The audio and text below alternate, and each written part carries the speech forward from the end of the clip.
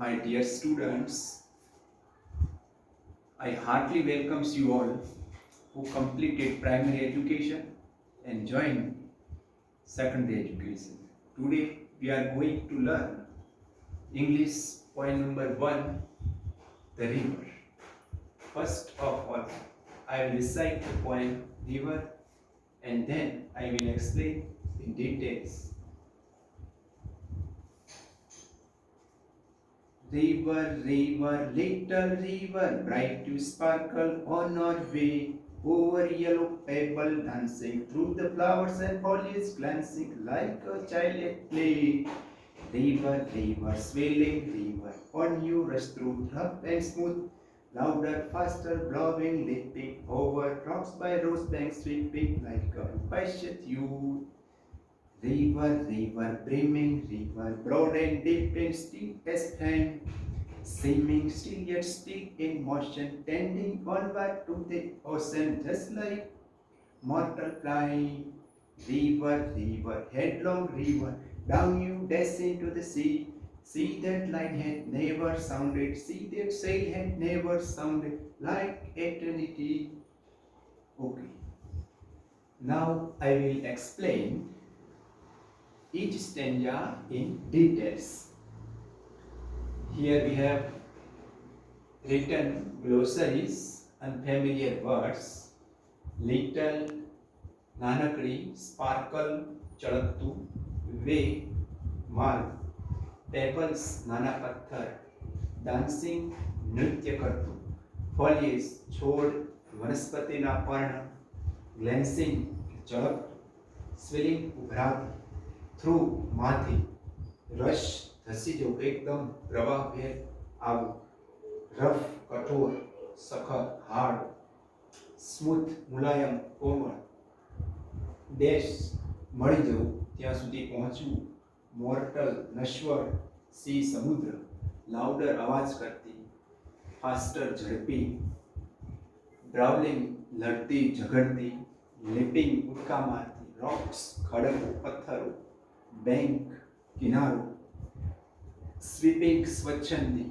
ઇમ્પેશિયસ, જુસ્સાથી આવતું, બ્રિમિંગ, છલોછલ, ભરપૂર, સ્થિર અવાજ વગર, વોઇસલેસ, મોશન, ગતિ, સ્મી, આભાસી, બ્રોડ, પહોળી, ટેન્ડિંગ, અમુક દિશામાં ગતિ કરતું, સાઉન્ડ, ઊંડાઈ માપવી, ઇટર્નિટી, અનંતકાળ. હવે આપણે એનું ગુજરાતી કરીશું. રિવર, રિવર, લિટલ રિવર, નદી, નદી, ઓ નાનકડી નદી. Bright you sparkle on your way, on your way એટલે તમારા અથવા તારા માર્ગમાં. બ્રાઇટ યુ સ્પાર્કલ પ્રકાશના ચમકારા ઉજાડે છે, માર્ગમાં પ્રકાશ પડે છે. Over the yellow pebble dancing, over, O પછી વી ઈ આર એ શોર્ટમાં લખ્યું છે, over yellow pebbles dancing, yellow pebbles dancing પીળા રંગના પથ્થરો માર્ગમાં નૃત્ય કરી રહ્યા છે. Through the flowers and foliage glancing like a child at play. Through the flowers and foliage કે નદી ક્યાંથી પસાર થઈ રહી છે કે થ્રુ માંથી, ફ્લાવર્સ ફૂલોમાંથી, ફોલિયેજ છોડ વનસ્પતિના પાંદડા કે જે ગ્લેન્સિંગ ચમકી રહ્યા છે તેવા પ્રદેશ, તેવા વિસ્તારમાંથી પસાર થઈ રહી છે. Like a child at play જાણે કે રમતા બાળકની જેમ. નાઉ સેકન્ડ સ્ટેન્જા, એમાં પણ એ રીતનું એનો વિશેષણનો ઉપયોગ કરેલો છે. રિવર, રિવર, સ્વિલિંગ રિવર, નદી, નદી, ઉછળતી નદી. પ્રવાહભેર પાણી આવે ત્યારે પાણી ઉછળતી આવતી હોય છે, તો ઉછળતી નદી. On you rush through rough and smooth, તારા માર્ગમાં જે પ્રવાહ વહી રહ્યો છે ત્યાં રફ એટલે જે કઠોર પણ છે અને મુલાયમ પણ છે. દરેક જગ્યા સરખી હોતી નથી, ઊંચાણ નીચાણ, ખાડા ટેકરા વગેરે. તો રફ એન્ડ સ્મૂથ પ્રદેશમાંથી વહી રહી છે.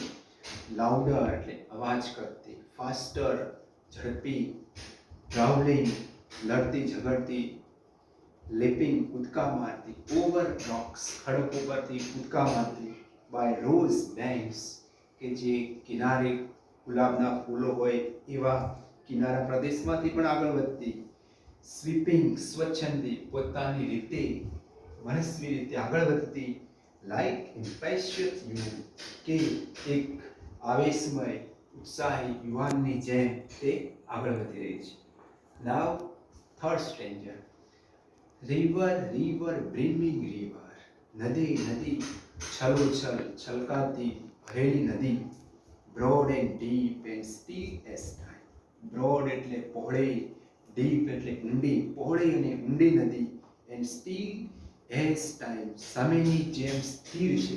પાણી એટલું વહે છે કે સ્થિર છે કે ચાલુ છે એ પણ ખ્યાલ રહેતો નથી. તો steel as time, swimming steel, સ્થિર દેખાતી, યet સ્ટીલ ઇન મોશન, છતાં પણ ગતિમાં અવાજ વગરની છે, સ્થિર છે તેવું દેખાય છે.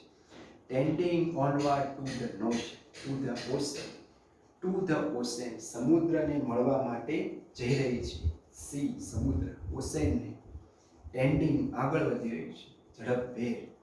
જસ્ટ લાઈક મોર્ટલ પ્રાઇડ, નશ્વર ની જેમ એ આગળ વધી રહી છે. River river headlong river. નદી નદી હેડલોંગ એટલે ઝડપી ઉતાવળી નદી. Down you dash into the sea, into the sea, સમુદ્રને મળવા માટે ડેશ ભળી જાય છે, નીચે તરફ આગળ વધીને એ સમુદ્રમાં ભળી જાય છે. સમુદ્ર કેવો છે? Sea that line had never sounded. સમુદ્ર છે કે જેને જે કિનાર છે, જેની જે માપ છે, ત્યાં ક્યારેય કોઈ ઊંડાઈ તેની માપી નથી. Sea that sail had never sounded. સમુદ્ર કે જેને સવારી કોઈએ કરી નથી, કે જેની જે પરિક્રમા કોઈએ કરી નથી, એવો જે સમુદ્ર છે, નેવર રાઉન્ડેડ, એના પરિક્રમા ચારે બાજુ કોઈ કરી શક્યું નથી તેવો અનંતકાળ, લાઈક એટર્નિટી, એવા આ સમુદ્રની વાત છે. અનંતકાળની જેમ એ પણ જગ્યાએ કોઈ એ કરી શક્યું નથી. તો આ રીતના આ કવિતા છે. આની અંદર કેટલાક વર્ડ્સ છે, રાઇમિંગ વર્ડ્સ, કે જે પરીક્ષાની અંદર એક એક ગુના પૂછાઈ શકે છે અને બાકીના read the stanza and answer the question એ પ્રકારે પ્રશ્નો પૂછાતા હોય છે. તો just like example, dancing rhymes with glancing. જેનો ઉચ્ચાર સરખો હોય, સ્પેલિંગ અલગ હોય પણ ઉચ્ચાર સરખો હોય તેવા શબ્દોને રાઇમિંગ વર્ડ્સ કહેવાય છે. તો એ રીતના રાઇમિંગ વર્ડ છે. બીજો છે લિપિંગ, તો સ્વીપિંગ, પછી મોશન તો ઓશન, સાઉન્ડેડ તો રાઉન્ડેડ. આ રીતના જેનો ઉચ્ચાર સરખો છે એવા શબ્દો રાઇમિંગ વર્ડ્સ છે. તો એ રીતે પણ આપણે જવાબ શોધીને લખવાનો છે અને એ સારી રીતે પ્રશ્નોના જવાબ પૂરા કરવાના છે. Thank you.